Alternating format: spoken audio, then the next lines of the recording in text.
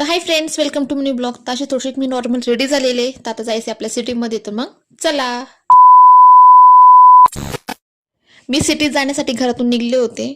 आणि शिवच्या पप्पांचा उद्या बर्थडे आहे. तर मम्मीकडून आणि पप्पांकडून त्यांना सरप्राईज गिफ्ट म्हणजे मम्मी पप्पा त्यांना ड्रेस घेणार होते. तर मम्मी बोलली की तू आणि पप्पा जाऊन सिटीमधून ड्रेस घेऊन ये.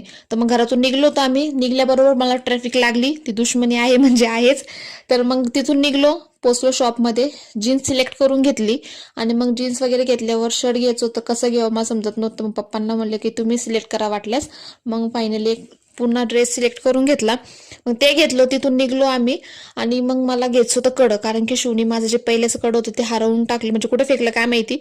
तर मग दुसरं कडं घेतलं मला आणि शिवला.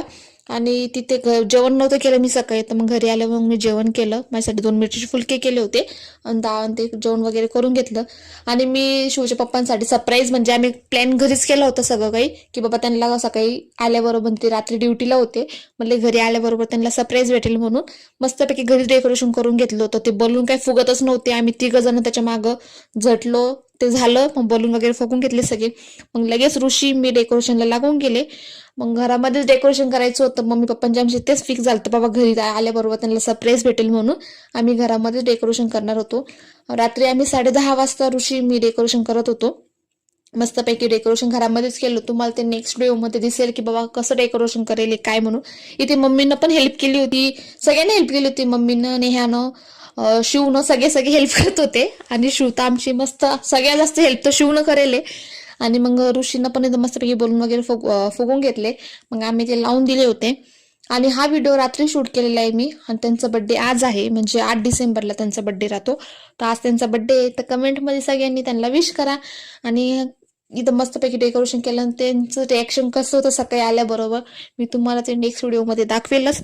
तर तुम्ही ते नेक्स्ट व्हिडिओ पण नक्की बघा. आता तिथं डेकोरेशनचं काम आमचं चालू झालेलं होतं, ते पटकन सगळं करून घ्यायचं म्हणले.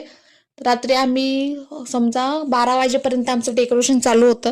पटकन आवरून घेतलं होतं, कारण की उद्या ऋषीला शाळेत जायचं होतं. मग मम्मी म्हणली की लवकर लवकर आवरा.